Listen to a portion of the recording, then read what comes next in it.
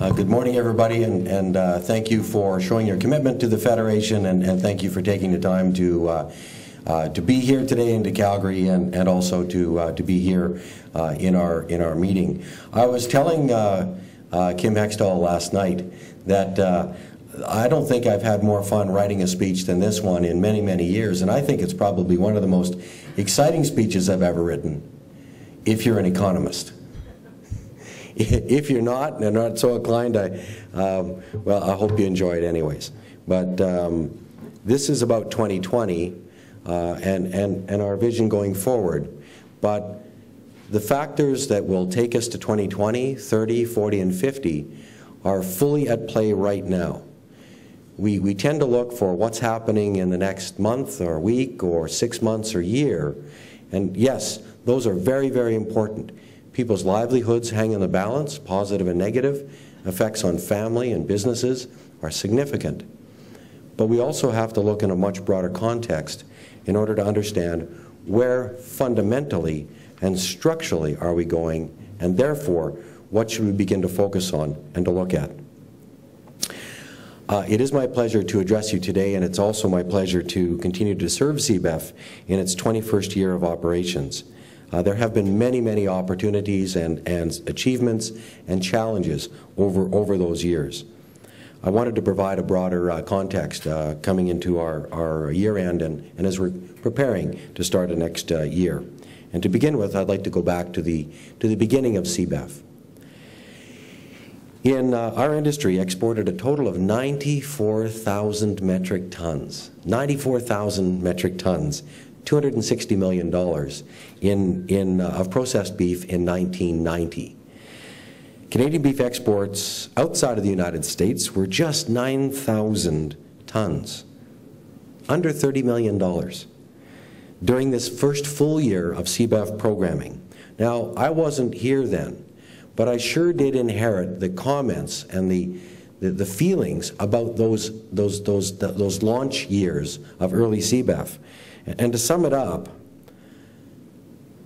there were many in the industry that wondered if you only ship 9,000 tons out of a 1.2 million ton industry to these markets around the world, why bother? It's a waste of time, and it's a waste of money.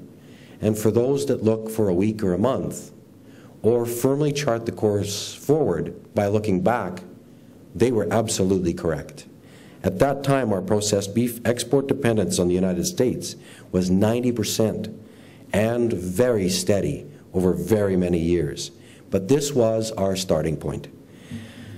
A total of 518,000 tons, $2.2 billion worth of beef and veal was exported to world markets in 2002, the last full year before BSE.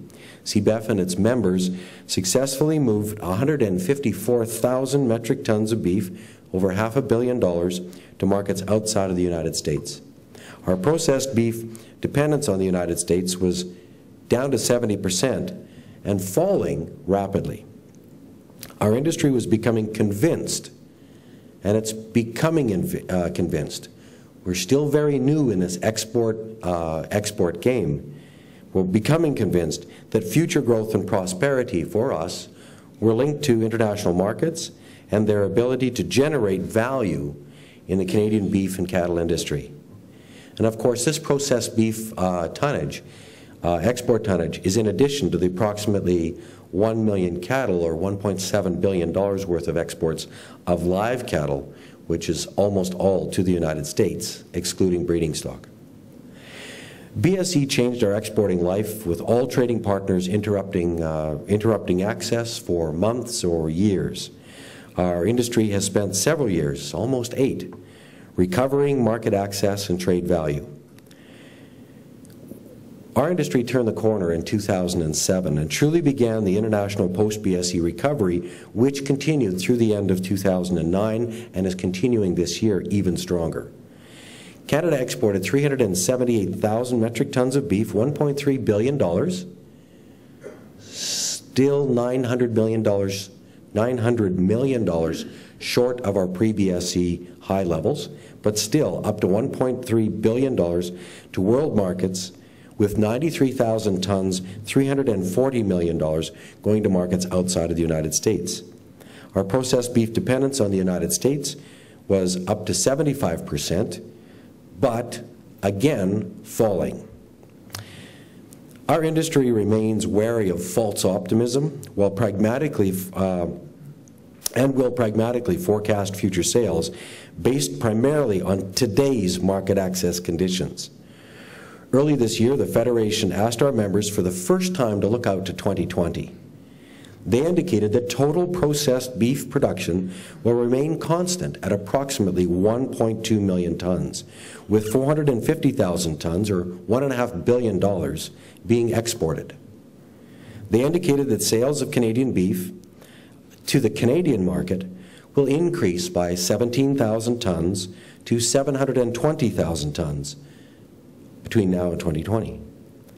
This gain was offset by a forecast drop in sales to the American market of 28,000 tons to 292,000 tons, just under $1 billion.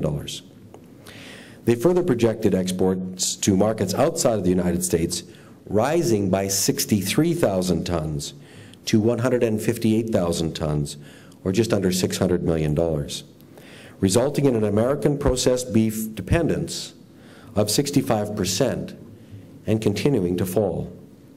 Resolution of technical trade barriers in Asia, Mexico, Russia, and Europe will further increase future exports with the double success of enhanced product value and reduced marketing risk.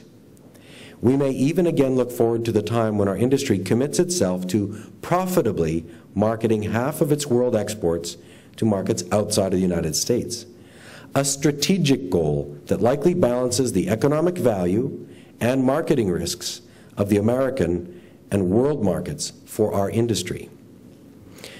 Now, the analysis so far is one that has been presented many times in many places, but I wanted to take a look at the broader view.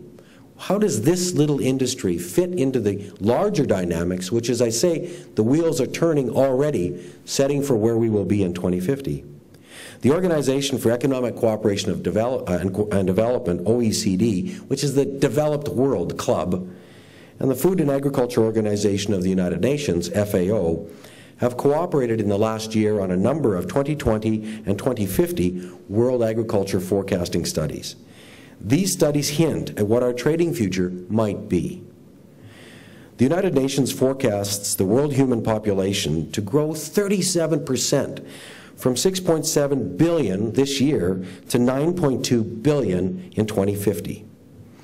World urbanization will also increase from today's 48% to almost 70% over the same period. This is good for us. Only 135 million of the 2.5 billion in world human population growth and urbanization will take place in the developed world. The combined populations of Australia, Canada, the EU, New Zealand, and the United States and Japan are expected to increase by just over 100 million to 1 billion people over the next 40 years. Most of that growth in the United States, and most of that growth from immigration. A full 95% of population growth and urbanization over the next 40 years is forecast to be in developing countries, with Asia and Latin America responsible for the majority of that growth. The United Nations forecasts that the share of dependent populations, that's the percentage of population aged 15 years or less and 65 years and more, will increase from 34.5% to 36% over the next 40 years. No big shift. But the share of dependent population will increase much faster in the developed world, up 9% to 42%, than in the developing world, which will stay the same at 35%. Not only is the dependent population growing fastest in the developing world, but the share of the population aged 65 years and older is rising even more quickly, up 11% in the developed world to 26%. while the share of the aged population 15 and less is forecast to drop by 3% to just 16%. It is widely expected that per capita meat consumption will grow only in youthful regions where the dependent population does not grow. Evan Hillebrand, using the International Futures Model, published a long-term consumer purchasing power scenario in 2008. It's the last such major work that's been done. There's been some top-ups and reviews done by the World Bank. And the work done originally by Dr. Hillebrand is very consistent with that analysis completed by the World Bank. Based on population, technology adoption, trade globalization, and productivity trends, the average per capita purchasing power of consumers increases in all regions of the world through 2050 at an annual rate of 2.2%. The developed world is forecast to increase at 2% a year, while the developing world gathers wealth at 2.7% per year. It should be noted that East Asia, both North and South, but East Asia and the Pacific region is forecast to gain purchasing power at an astonishing rate of 3.8% per year, with China leading the way through the next 40 years at just over 4% per year. Canada's longer-term per capita GNP is forecast to increase at a rate of 2.2% a year, the world average, and slightly higher than other OECD developed countries.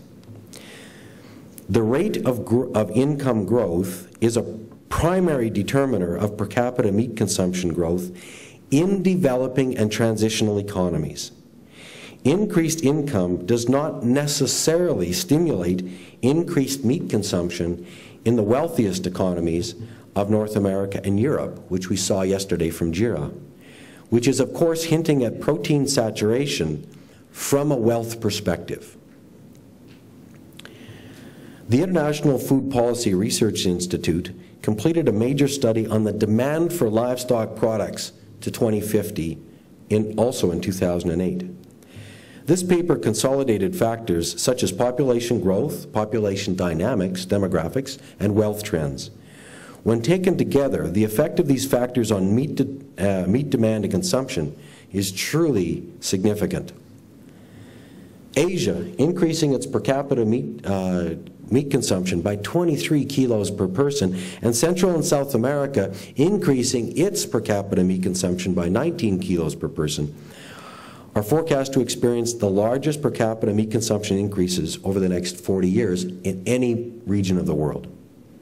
Smaller increases are expected in Central Asia, Middle East, North Africa, and Sub-Saharan Africa. The smallest increases are forecast in North America and Europe, with that growth focused in Eastern Europe, including Russia and Mexico. Canada's per capita meat consumption is forecast to decline through 2050 at approximately the same rate as its population growth, resulting in stable beef consumption of about 1 million tons per year. What does this mean in the biggest of all pictures, the world livestock demand? World cattle populations are forecast to increase from 1.5 billion head to 2.6 billion head over the next 40 years to serve this new wealthy, larger, urban demand for beef products.